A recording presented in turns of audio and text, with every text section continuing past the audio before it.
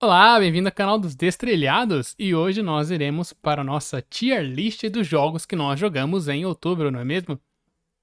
É isso aí, em mês de outubro nós tivemos aí vários jogos muito legais que nós tivemos ao longo do mês, bem mais do que no mês de setembro, quando nós tivemos o lançamento do canal, então vamos fazer aqui o nosso ranking dos jogos aqui no mês de outubro, depois da vinheta.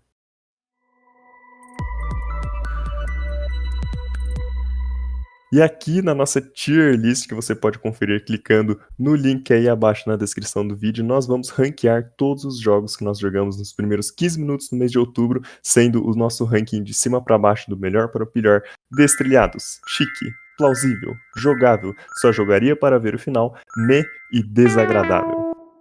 Desagradável é aquele jogo que simplesmente não deveria existir. Aquele jogo que dá vontade de ir lá no estúdio e mandar ele ser retirado de todas as lojas, de todos os launchers aí, pra ninguém jogar essa coisa. Então vamos lá, o primeiro jogo aqui que a gente jogou em outubro foi Unpacking, um jogo de despacotar. Onde você colocaria isso aqui, Henrique? Cara, eu acho que esse jogo, ele é um jogo interessante, de certa forma, um jogo tranquilo, né? Algo não tem uma pegada muito tática ou dinâmica como os jogos modernos, mas ele não é um jogo ruim, então acredito que eu deixaria ele ali na categoria jogável. Ele não é bom o suficiente para ser chique, né? Nem plausível, mas também não é ruim a ponto de você querer jogar só para ver o final, né? Ele é algo jogável, um jogo genérico, simples, porém cumpre o seu papel. Exato, às vezes pode ser até um pouco repetitivo, no sentido de cansar ficar desempacotando. Aí você completa um local da casa e vem mais objetos para você despacotar e pacotar. E às vezes chega a ser um pouco cansativo. Bom, o próximo que a gente gravou aqui foi um joguinho de quebra-cabeça chamado Door from Antique. Eu colocaria isso aqui em chique. E você, Rick? Olha, esse jogo realmente me surpreendeu. Eu nunca tinha visto esse jogo antes e realmente quando a gente fez a gameplay desse jogo, eu realmente achei ele bem surpreendente. Então, de fato, ele é um nível acima ali do plausível, porque eu achei ele bem divertido, é um jogo bem criativo, né? Uma pegada diferente de tudo que a gente tem aí, pelo menos de maioria dos jogos que a gente vê. Então, com certeza, ele tá aí boas categorias acima do nosso Unpacking. Depois nós jogamos um jogo que eu ainda não entendi o objetivo dele, que é o Steelers of the Wind, que você tá na fazenda e você tem que administrar a fazenda, não entendi direito, porque você não consegue correr com a senhorinha. É um jogo bem lento e com bastante lore. Onde você colocaria isso aqui, Rick? Olha, aqui esse jogo é um jogo peculiar, vamos dizer assim. Eu não tenho muita vontade de jogar ele, sendo bem sincero, vendo a gameplay, assim, não me dá muita vontade nem sequer de ver o final, né? Eu achei, como você disse, é um jogo bem parado, é um jogo bem que ele não parece ser muito dinâmico, ele não tem nenhuma quest, nada que seja, que você fala, nossa, isso aqui é muito louco, muito interessante, ou muito criativo, ou muito diferente, e o jogo também não é, nossa, o auge de beleza em gráficos, a jogabilidade é simples, mas é um jogo meio meh.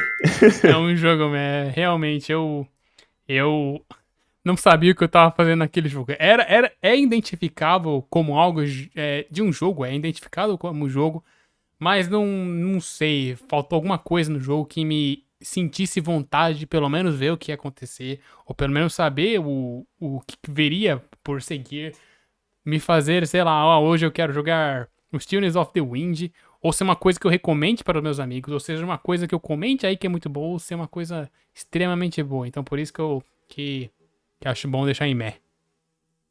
E eu acho que como você falou, o ponto desse jogo aqui é que, como você disse, falta alguma coisa, algo especial, algo diferente. Falta alguma coisa para te dar vontade de jogar que não sentimos muito, mas essa é a função dos 15 minutos, né? A gente vê o que nós achamos do jogo no começo dele para entender se vale a pena ou não. E você acha que Still of the Wind foi ranqueado no local correto? Você acha que sim? Você acha que não? Você colocaria acima, colocaria abaixo? Conta pra gente aí nos comentários.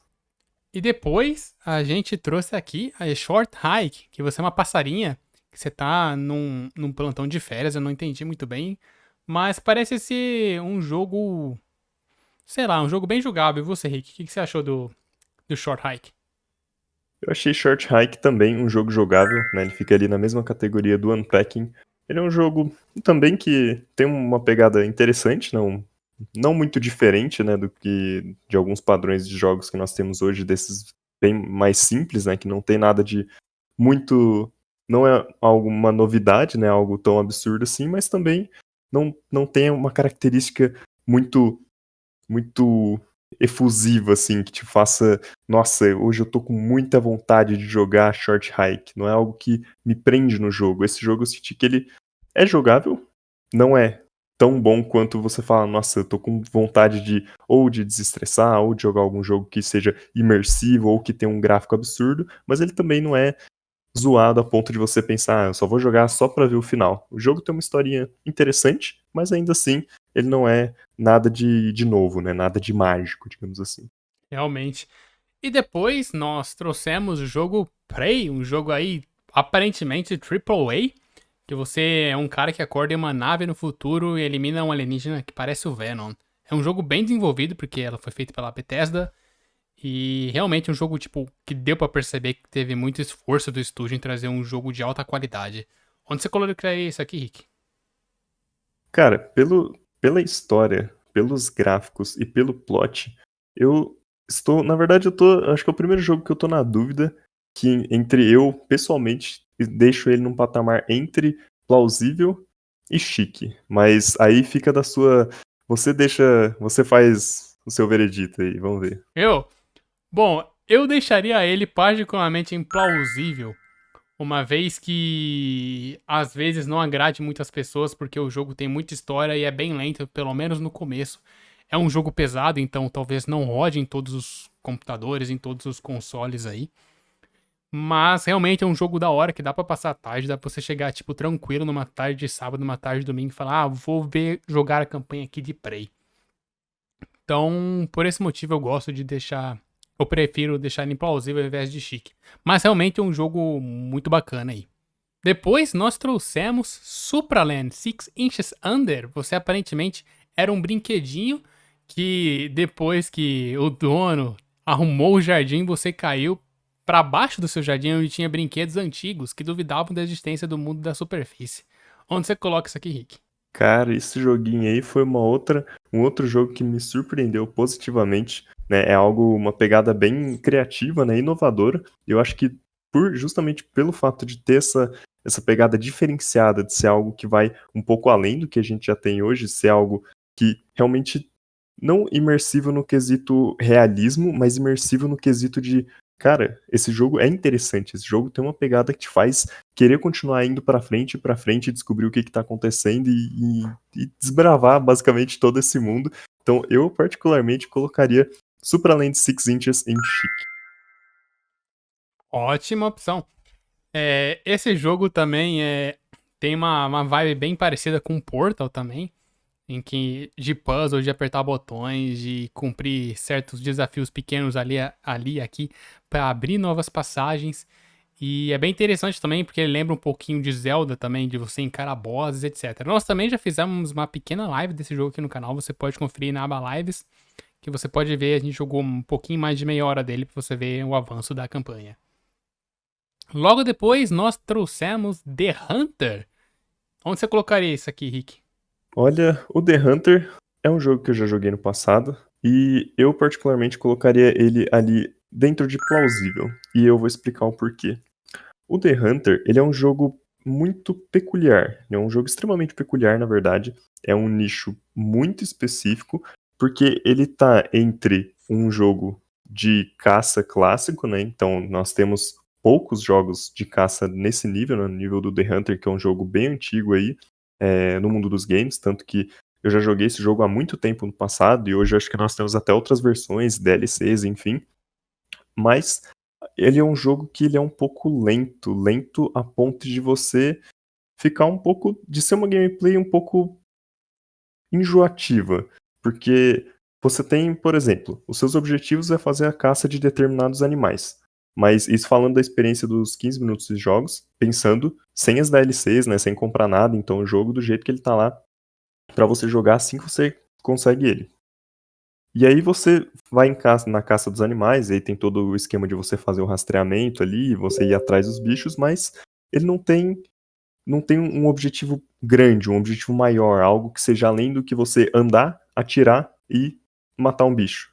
Então ele acaba sendo um jogo que é um pouco mais do mesmo, por mais que os animais mudem, mas ele não é algo bom o suficiente para ser chique, mas ele também não é um jogo chato, é um jogo bem feito, ele é um jogo que tem uma física boa, é um jogo que ele é lento, porém ele é um jogo plausível. É, assim como você disse, é pra um nicho bem específico, mas esse nicho específico é um jogo bem agradável, um jogo bem... Bom, depois de The Hunter, nós trouxemos um simulador de caminhada, pois eu sofri um pouco nele. Eu particularmente colocaria ele, só jogaria pra ver o final, que é o Edge Finch. Eu não sei se você concorda comigo, Rick, mas esse jogo, pelo trailer, pela proposta dele, na minha opinião, ele falava mais do que ele realmente é. Porque por mais que ele tenha uma campanha interessante, pra quem não sabe, a campanha, a sinopse do jogo, é que sua família inteira morreu, mas só você foi deixada viva. E aí você volta pra casa da sua família, quando você morava, quando você era criança, e você vai encontrando livros. E cada livro você revive na pele do seu familiar o dia da morte dessa pessoa. É uma proposta muito interessante, mas pelo menos pelos primeiros 15, 20 minutinhos ali que a gente jogou, eu estendi um pouquinho, mas era um jogo muito parado. É um jogo que é mais uma contação de história, porque é o que o jogo realmente propõe de você saber o que aconteceu com aquela pessoa no dia da morte dela, mas é um jogo parado. É uma contação de histórias. É bom, tem uma campanha que parece ser legal, uma história interessante, mas é bem parado. O que você acha dele, Rick?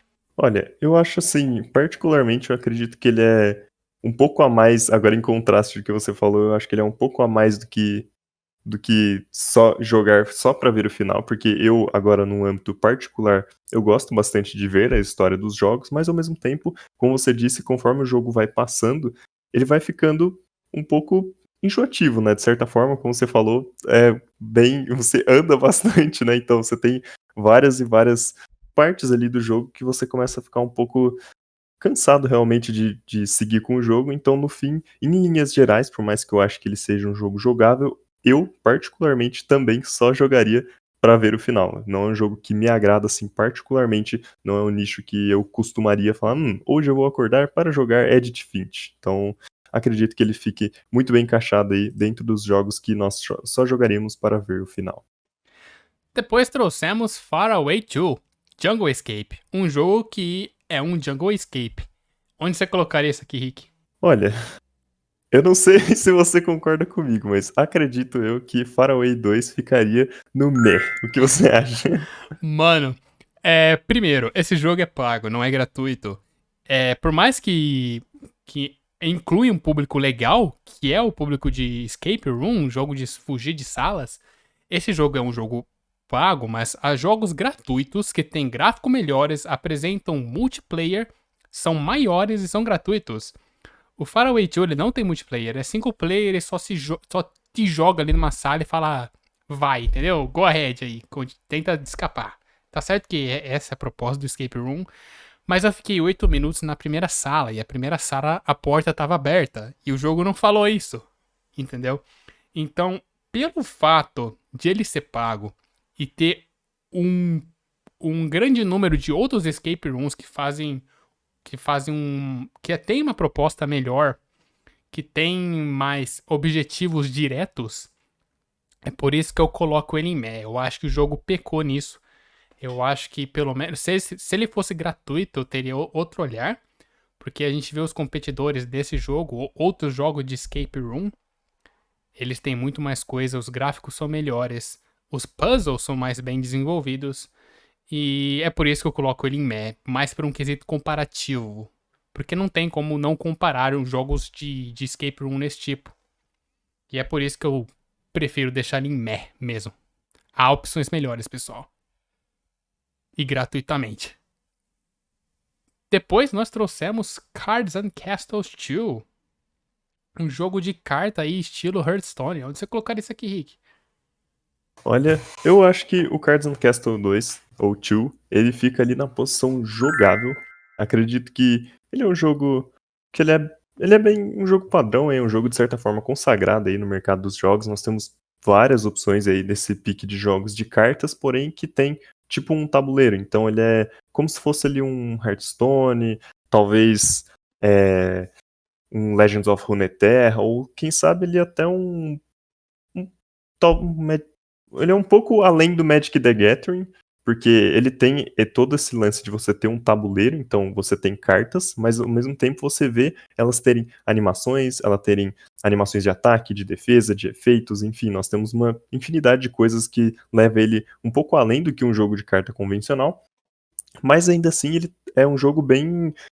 Ele segue mais bem o fluxo dele, então não tem nada de diferente além de você jogar contra players ou contra o bot, e você coleta fragmentos, faz o seu deck e joga novamente. Mas o cenário é sempre o mesmo, né? Então o tabuleiro é sempre o mesmo. As cartas você tem que jogar bastante para conquistar e não tem uma progressão muito grande assim. E de certa forma, se a gente for olhar em uma visão maior, tecnicamente as pessoas que jogam mais têm mais vantagem pelo fato de que elas têm um baralho melhor. Então, diferentemente de um jogo onde você consegue ter uma igualdade, digamos assim, com o seu oponente, aqui, se você é uma pessoa que não tem muito tempo, se você estuda e trabalha, só consegue jogar de vez em quando, de certa forma você vai ter uma grande desvantagem contra os seus oponentes, mas o jogo não é chato, é um jogo dinâmico, é um jogo divertido, é um jogo que você consegue jogar sem perder muito tempo, de vez em quando você estiver ali no tédio, e é por isso que eu coloco esse jogo injogável.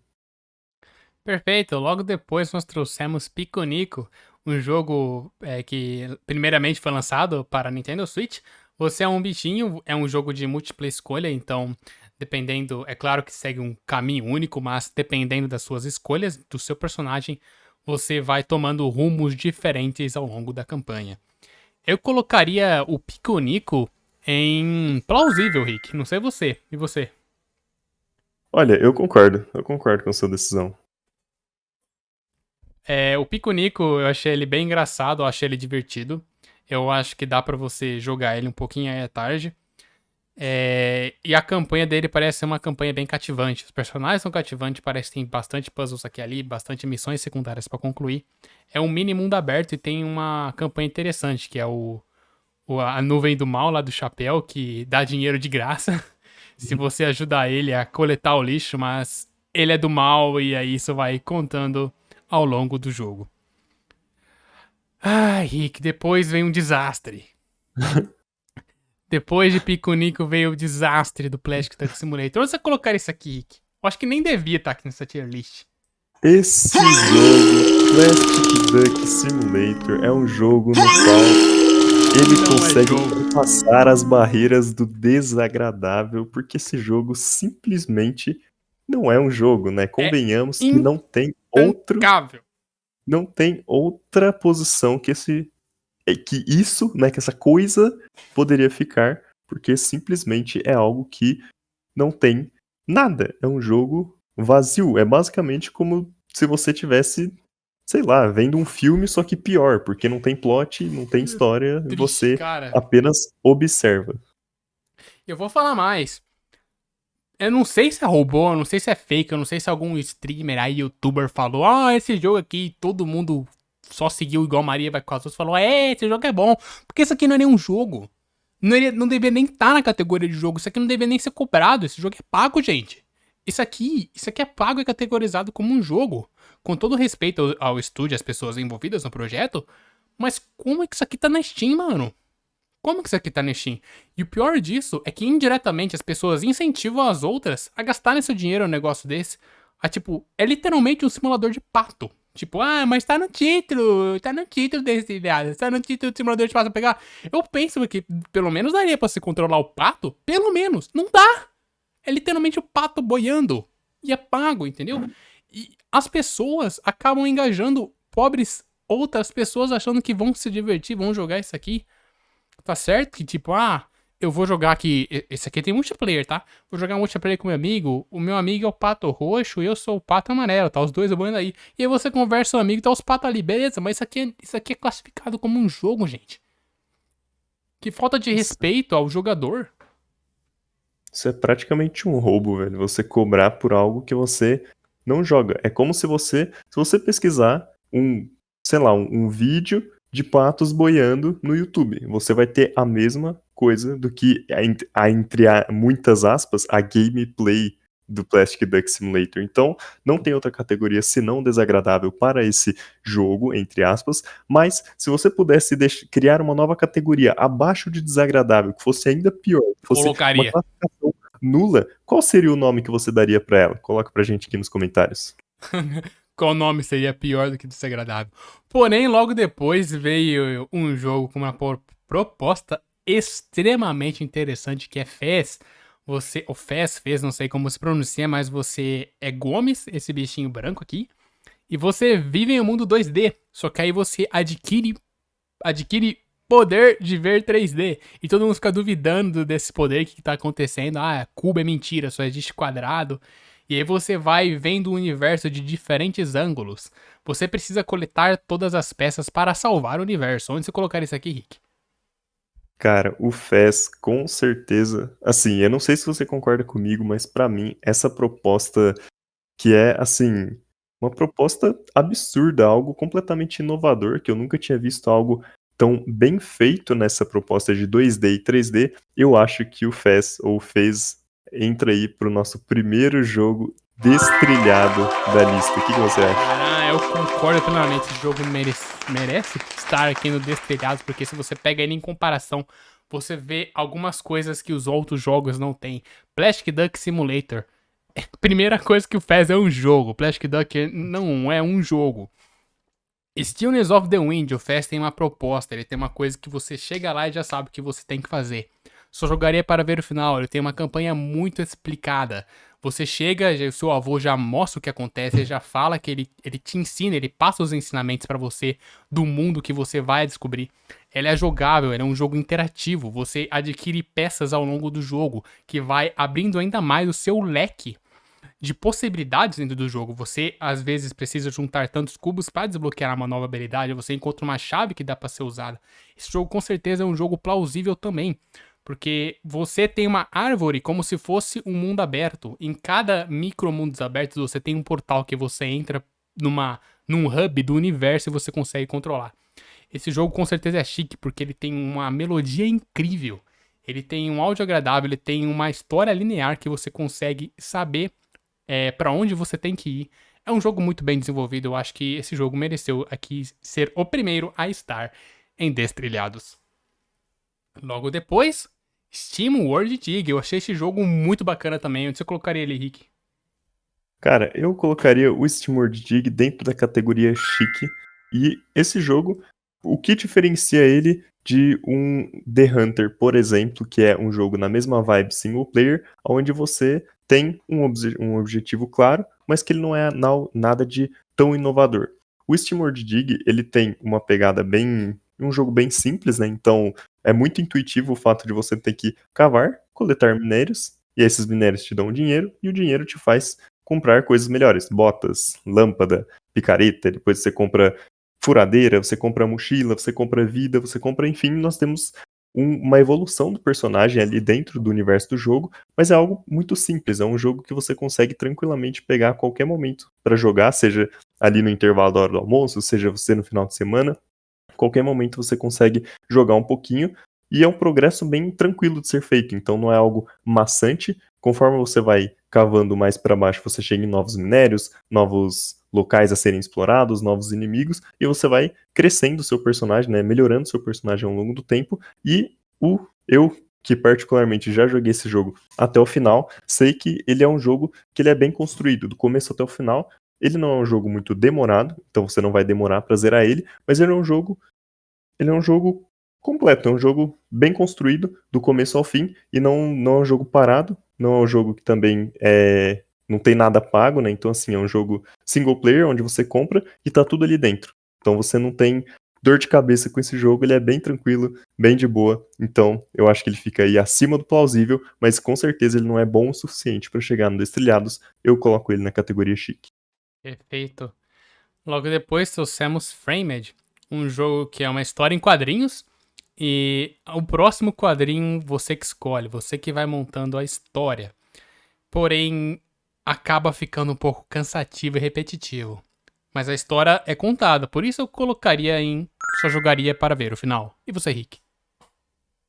Eu concordo exatamente na mesma linha. Ele é um jogo interessante de certa forma, né, a pegada dele é bem inovadora, mas ele acaba ficando um pouco maçante aí de você sempre jogar, entre aspas, na mesma tela, digamos assim, aonde você tem sempre o a gameplay ela é muito semelhante, né, entre uma fase e outra, então eu acho que eu gostaria de jogar literalmente pra ver o que vai ter no final disso aí. Exatamente, é um jogo que, por mais que é interessante, você é o detetive lá e tem que seguir o ladrão que roubou a maleta, etc.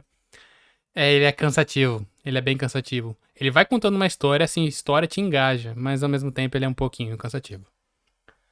E por fim, o último jogo que nós trouxemos aqui em outubro foi Carto. Você é um garotinho que pode controlar o mundo. Dependendo da posição da carta, você muda a perspectiva do jogo. Você consegue colocar o mapa deitado, o mapa em pé. Você só pode, claro, encaixar água na água, terra na terra. Mas você que vai montando a sua jornada. Onde você colocaria o Carto, Rick? Olha, eu acho que o Carto, ele tem mais ou menos ali a mesma pegada do Dorfromantik, então eu acho muito justo ele se encaixar ali em Chique. O que você acha? Eu acho que é factível essa decisão. Eu acho que o Carto realmente é um jogo bem chique não chega a ser destrelhados, porque ele não tem outro idioma, ele literalmente é travado em inglês, espanhol e Xing Ling, em Chong Chong. E mas realmente ele é legal, ele tem uma proposta bacana. A campanha dele é um pouquinho demorada, mas é legal. Ver o final é legal, ver quando o mapa estiver grande. Quando você entrar em caverna, dentro da caverna você consegue rotacionar e sair por outro lugar. Por exemplo, você precisa entrar em uma cabana, mas a cabana só tem uma saída. Você consegue entrar na cabana, colocar essa cabana do outro lado do lago, a hora que você sai, você tá do outro lado do lago.